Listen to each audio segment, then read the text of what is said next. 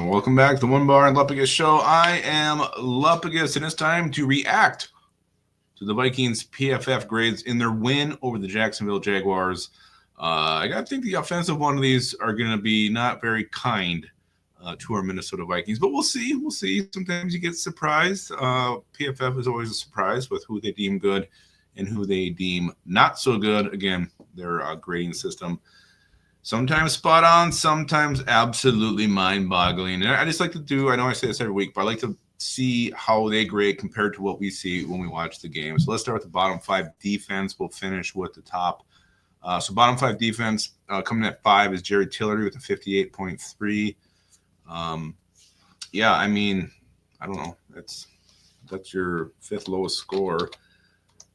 Jerry Tillery, I know I saw him close on a couple tackles. I don't remember him actually like having that play. Like, holy shit, man, Jerry Tillery just blew that guy up. But they didn't run a lot on us, except for, they had the one good drive. That was it. And the defense shut them down. So Jerry Tillery, 58.5. I guess I don't really have strong opinions either way on that, because I don't remember him doing a whole hell of a lot. Stephon Gilmore with the 54.4. His tackling has been better as of late.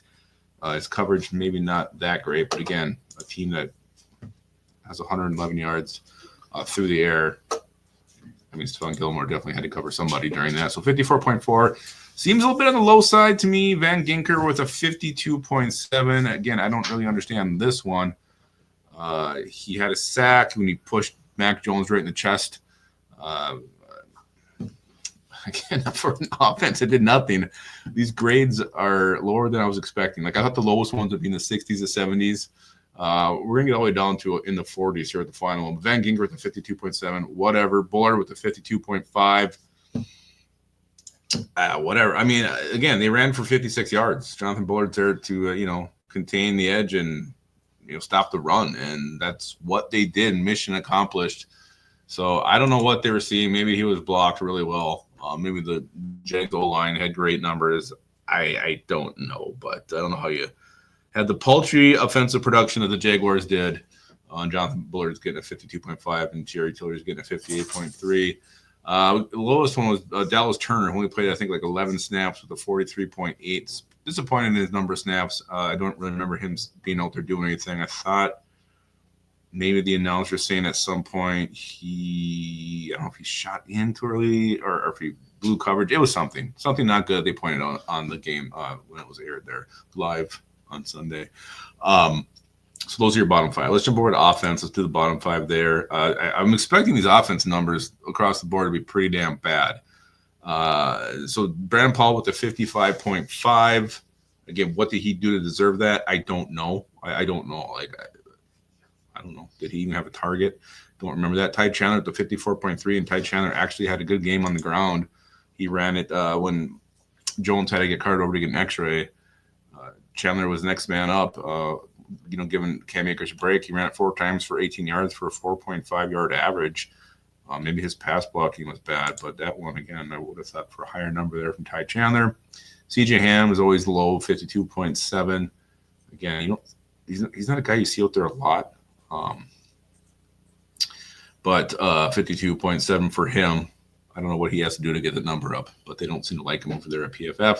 Cam Akers with a 51.5. He ran 13 times for 38 yards, 2.9. I think he caught one ball for 9 yards. So not the game he had last week, but he did bust off an 11-yarder, which is probably one of our more explosive plays against this just really good Jacksonville Jaguars defense. On offense. So Akers with a 51.5. Again, I don't care that I don't mind he's the second lowest rated, but 51.5 seems kind of low.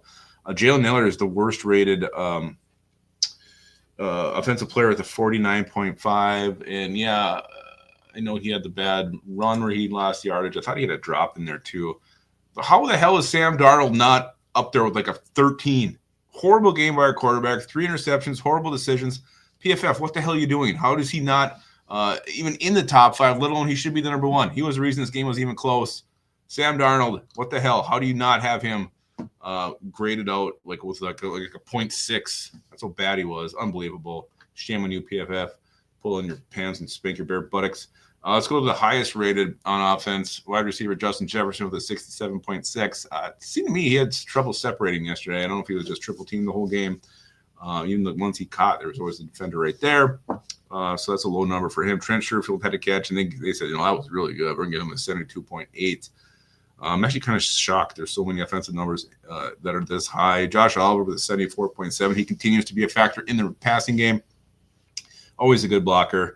Josh Oliver is starting to emerge as a target in this offense. We'll see if that continues or not. But definitely a trend to watch as we get ready for the Tennessee Titans next week. Right tackle Brian O'Neill with a 75.0. He had his first, was it holding penalty or something last Sunday. So O'Neill with a 75 overall. And then TJ Hawkinson with an 85.6. This one does not surprise me. And this one does seem spot on with what we saw watching the game with what we did with our winners and losers. TJ Hawkinson, I think he had, 8 catches. Most of them were for first downs, tough catches. Took some big hits, and he got right back up. So PFF definitely got that one right. TJ Hawkinson with the 85.6. Again, where the hell is Sam Darnold in your bottom 5? That's embarrassing. Let's go to top 5 on defense. Number 5 was Cam Bynum with 72.3. Again, the celebration should be 100.0, mimicking the Olympic legend that is Ray Gun. Ivan Pace Jr., 72.6. He gets back to do what he likes to do, and that's just attack the ball carrier, attack the passer. With Blake Cashman there, he gets to do exactly that. 72.6 for him. Pat Jones, I don't remember him seeing on the field, but they said, he was really good. 77.5. All right. Did he even register a statistic? Let me see. Patrick Jones. He had 1 tackle, but whatever he was doing, PFF was loving it. Jalen Redmond with a 77.9, another guy I don't recall seeing on the field, and no registerable statistics for him. But again, they thought he was awesome. And then Byron Murphy, the interception, 89.1. Hard to argue with that one. Byron Murphy was fantastic. But look at the snubs. Where's Jonathan Grenard? He had a great game, constantly in the backfield, constantly creating pressure, constantly creating ruckus. I thought he would have gotten some love. And Blake Cashman, too. Come on. 5 tackles, the sack, tackle for loss, hitting the quarterback twice. Absolutely astonished that he's not in there. So I guess this week the biggest takeaways is who's not in the bottom 5 offensively and who's not in the top 5 defensively.